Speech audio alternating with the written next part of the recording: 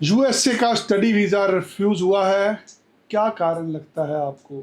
आपके नंबर बहुत अच्छे थे, पढ़ाई में नंबर बहुत अच्छे हैं, जीआरई किया है, जीमैट करा है, सब कुछ तो सही है। आइल्स, पीटी, टॉफल, पढ़ाई में नंबर सब कुछ तो अच्छा था, फिर वीज़ा क्यों रिफ्यूज़ हुआ? नहीं समझ लग रही। वीज़ा रिफ्यूज़ होता है यूनिवर्सिटी की वजह से। जिस यूनिवर्सिटी में आप पढ़ने जा रहे थे, क्या उस यूनिवर्सिटी को ब्लैकलिस्ट तो नहीं करा हुआ? क्या वो यूनिवर्सिटी मान्य भी है?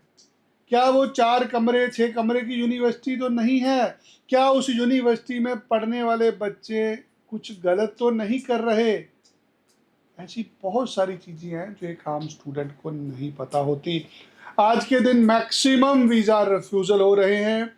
रीज़न क्या है? रीज़न ये है कि जहाँ से आपको एक्सेप्टेंस लेटर मिली है उसकी वैल्यू क्या है।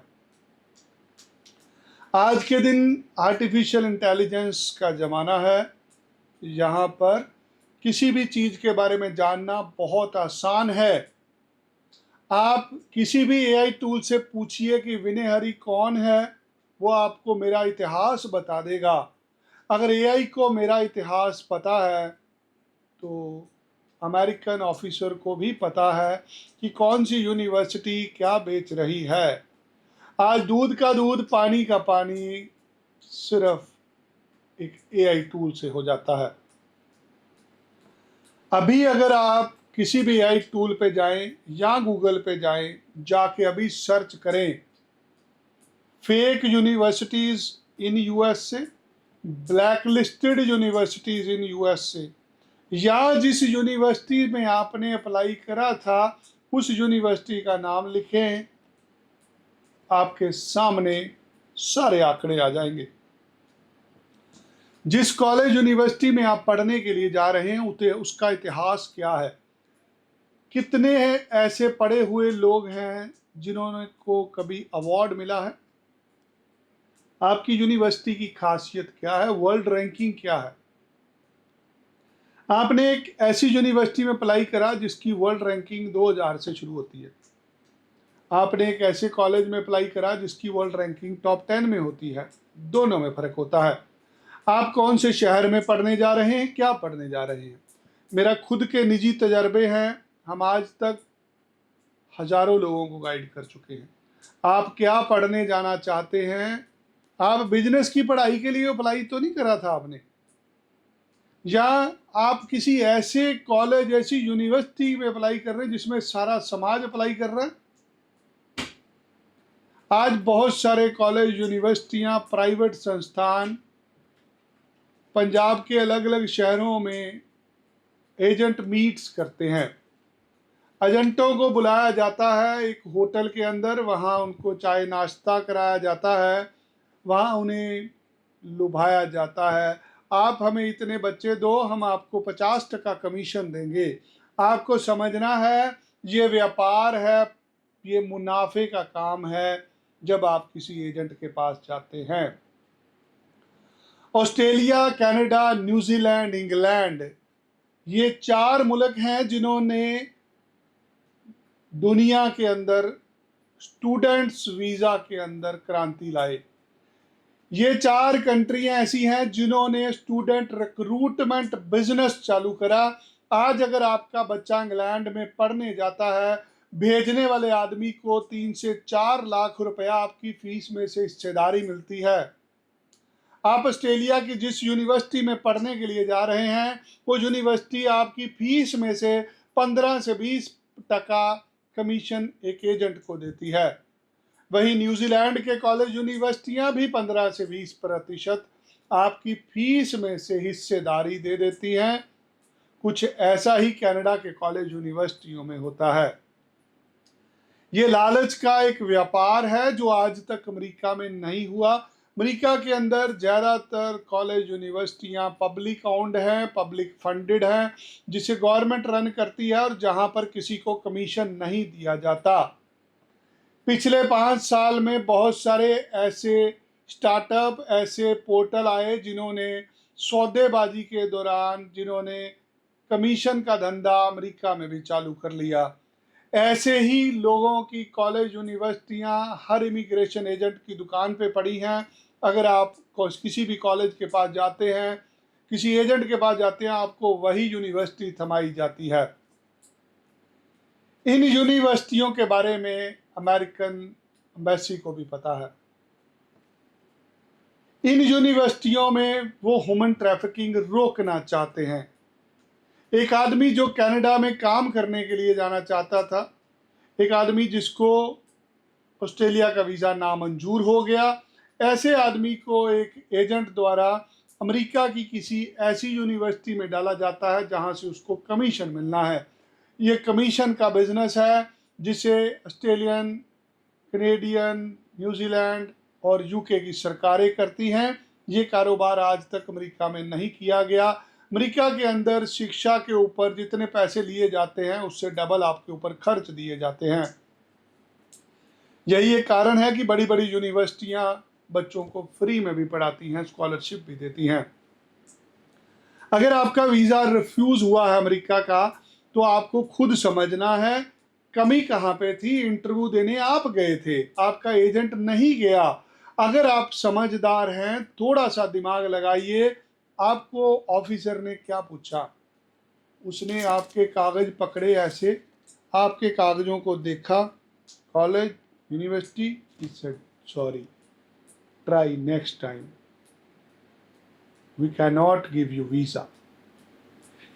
अगर एग्जैक्टली आपके साथ ऐसे ही हुआ कि बिना इंटरव्यू के आपको वीजा रिफ्यूज कर दिया गया, बिना सवाल जवाब के रिफ्यूज कर दिया गया, इसका मतलब नुक्स आपके अंदर नहीं है, नुक्स आपकी एजुकेशन यूनिवर्सिटी में है जहां पर आपने अप्लाई करा था। एक आदमी घर से तैयारी करके गया, कोई दिल्ली गया, कोई कोलकाता गया, कोई चेन्नई गया, कोई मुंबई गया। आप 50,000 लाख रुपए लगा के दिल्ली जहाज में पहुंचे, वहां जाके इंटरव्यू के लिए गए, 2 दिन रहे होटल में। आप एम्बेसी में इंटरव्यू देने के लिए नए कपड़े पहन के गए, कॉन्फिडेंस से गए, सवाल जवाब की तैयारी करके गए। आपसे पूछा ही कुछ नहीं। क्या बोले? आप बोले no, who are you, why you want to go US? आपने कुछ भी बोला, sorry. Why this is sorry? Have you tried to understand why they are refusing you? Because are you not a genuine student? No, you are very much genuine student, because you know yourself.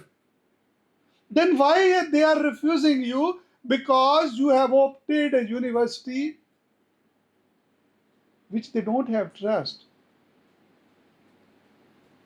उन्हें ऐसे शिक्षा संस्थान को visa देना है जहां पे पढ़ के आदमी अफसर बनता है, जहां से पढ़ने वाले लोग वापस जाते हैं, जहां पर पढ़ने वाले लोग रिफ्यूजी अप्लाई नहीं करते। तुम ऐसे थर्ड क्लास इंस्टीट्यूशन में दाखिला लिया तुमने जहां पर भीड़ लगी थी, इसीलिए तुम्हारा वीजा नहीं आया। जो लोग हैदराबाद में रहते हैं वो मास्टर्स हैं इन चीज़ों के। ऐसे ऐसी कलाकृतियां हैं उनके पास, ऐसे ऐसे स्किल सेट हैं, वो आपको हर रोज सस्ती यूनिवर्सिटी निकाल के देते हैं। अगर भारत में यूएस स्टडी वीज़ा का धंधा होता है तो ये धंधा हैदराबाद से होता है। जितने बड़े बड़े कलाकार हैं वो सब वहीं पे रहते हैं। वहां पर अच्छे लोग भी हैं, बुरे लोग भी हैं। वहां से ये B2B का धंधा भी चलता है, वहां पे जेन्युइन स्टूडेंट भी जाता है। जो दुनिया की टॉप यूनिवर्सिटी की काउंसलिंग आपको हैदराबाद में मिल सकती, कहीं नहीं मिल सकती। और जो बुरे से बुरा काम वहां पे होता है वो कहीं और हो भी नहीं सकता। चाहे टॉफल की बात करें, GRE GMAT की बात करें, हर चीज की कोचिंग भी वहां पे होती है, फ्रॉड भी वहां पे होता है। आज अमेरिका जाने के लिए सबसे बड़ी मंडी हैदराबाद है। मंडी में अच्छी चीजें भी मिलती हैं, बुरी चीजें भी मिलती हैं। मुझे बहुत बार मौका मिला है ऐसे विद्वानों से मिलने का जिनकी जिंदगी सारी बीत गई अमेरिका के वीजा में। वो एक ही चीज समझाते हैं, always try to find top university. अगर आप दुनिया की टॉप यूनिवर्सिटी में अप्लाई कर रहे हो, कोई माई का बाप नहीं आपका जो वीजा रिफ्यूज कर दे, कोई दुनिया की ताकत नहीं जो आपका वीजा रिफ्यूज कर दे। बच्चा जब एमबैसी में इंटरव्यू देने जाता है, एजेंट को पता होता है वीजा लगना कि नहीं लगना, क्योंकि एजेंट ने पहले ही उसको नकली यूनिवर्सिटी दी है। एजेंट उसे ऐसे कॉलेज, ऐसी यूनिवर्सिटी में भेजता है जहां पूरा गांव जा रहा है। आपको समझना है, ये कमीशन का धंधा नहीं है, ये आपकी जिंदगी का सवाल है। अगर आपका वीजा रिफ्यूज हुआ है, आप एक बार ट्रस्ट करके मेरे पास आइए। मेरी जिंदगी निकली है इस काम में। 24 दिसंबर 2008 को मैंने जो धंधा शुरू किया था, आज तक हजारों लोग हमारे से सलाह ले चुके हैं। आपका कोई भी डाउट है, रिफ्यूजल के बाद वीजा लेना चाहते हैं, एक बार मुझे मिलना पड़ेगा। मुझे बताइए आपके साथ क्या हुआ, कैसे फाइल तैयार करी आपने, आपने DS 160 में भरा गया। यार जब आप इंटरव्यू लेने जाते हो, आपके इंटरव्यू से पहले वीजा डिसाइड होता है आपका। कहाँ घूम रहे हो, आपको लगता है इतने वेले हैं वो? भैया दुनिया चलाते हैं, जो व्हाट्सएप सारा दिन आप खेलते हो, जो Facebook, Instagram, Snapchat, Gmail, Yahoo चलाते हो, इंटरनेट का बाप कौन है? इंटरनेट को जन्म दिया है अमेरिका ने। जो लाइन में लग के आधार कार्ड बनाए हैं ना, ये डेटा है उनके पास। They know you very well. उनको आपकी कैपेबिलिटी पे कोई शक नहीं है, सिर्फ आप उनके अच्छे शिक्षा संस्थान में अप्लाई कर लो, वो यही चाहते हैं आपसे। आप जब एम्बेसी जाते हो, आपके जाने से पहले वीजा तय हुआ होता है कि आपका वीजा लगना या नहीं लगना। वो कहां से तय हुआ होता है? आपकी एक डिजिटल आइडेंटिटी है जिसके बारे में आपको नहीं पता। आप कितने करेज में हैं, आप कितने खुशहाल हैं, हर चीज की एक रेटिंग होती है। कुछ एक ऐसी चीजें होती है जो आम आदमी को नहीं पता होता। आप जिस कॉलेज यूनिवर्सिटी में जा रहे हैं, क्या वो उस कॉलेज यूनिवर्सिटी को वीजा देना चाहते हैं? जवाब आपके पास है, रिफ्यूजल आपका हुआ है, एम्बेसी में आप गए थे। जेन्युइन यूनिवर्सिटी को कैसे पहचानने? कभी भी एजेंट के झांसे में ना आए, खुद रिसर्च करें। सीधा लिखें वर्ल्ड टॉप 20 यूनिवर्सिटीज, ढूंढ लें, 20वीं ले लें, 21वीं ले लें, 22वीं ले लें। हम तो ले रहे हैं यार 2100वीं।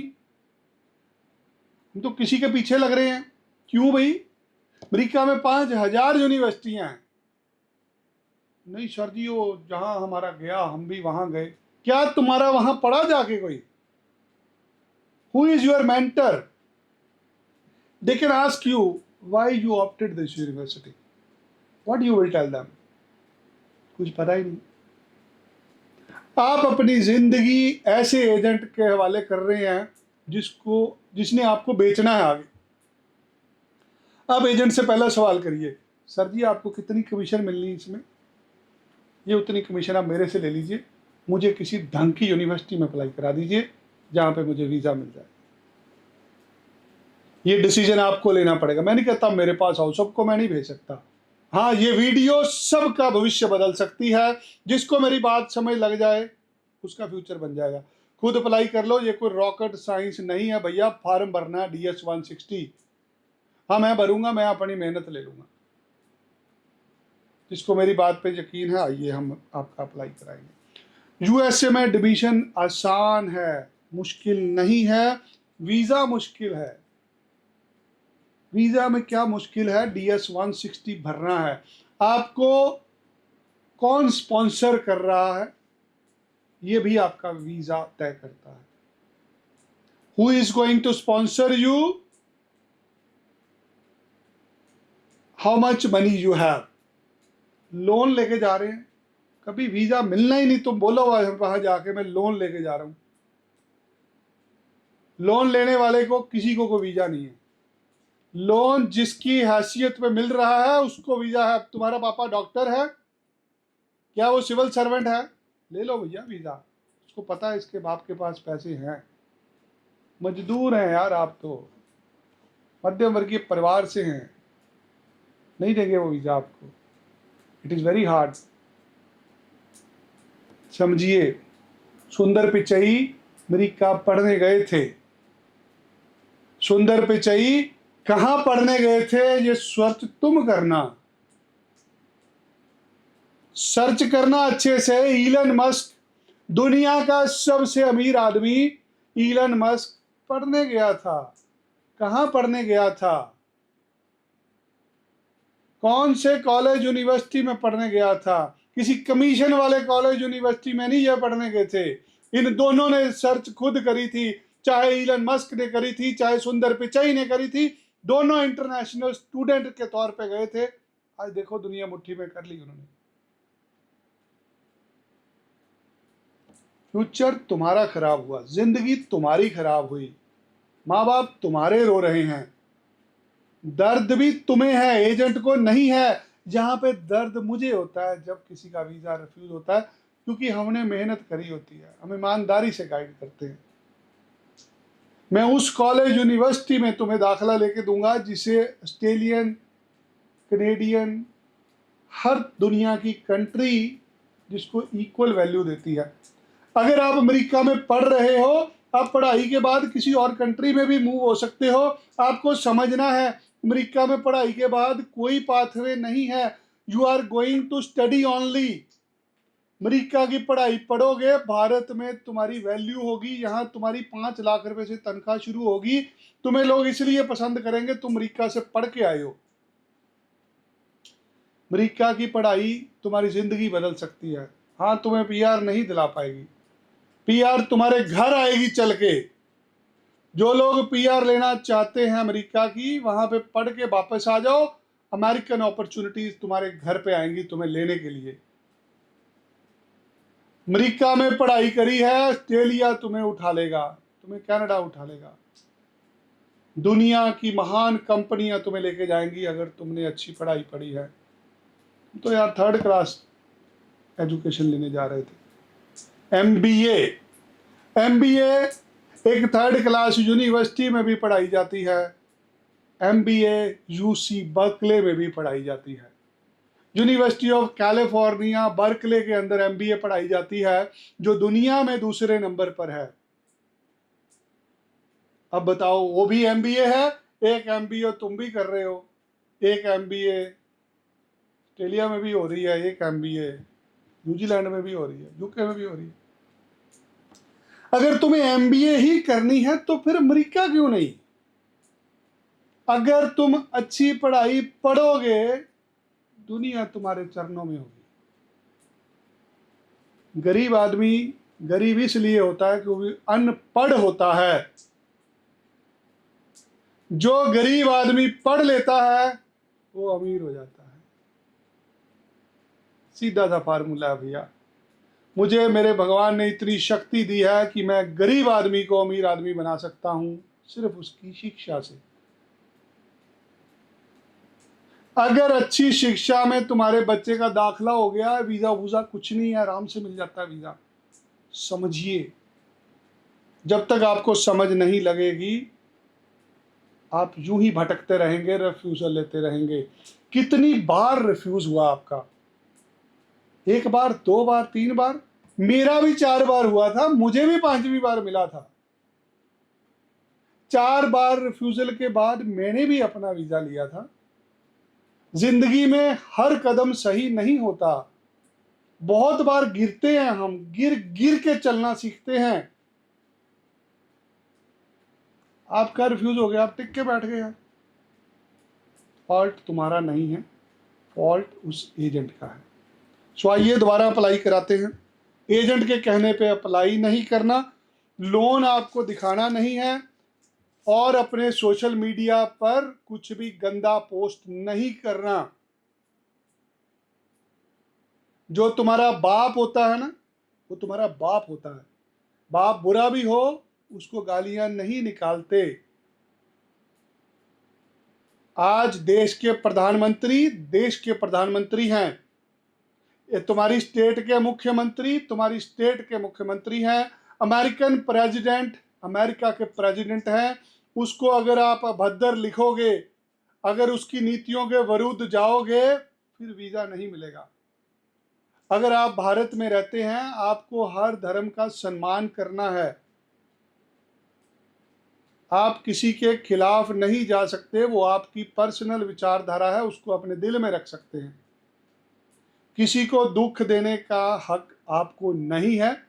अगर आप सुख नहीं दे सकते, आप दुख नहीं देंगे।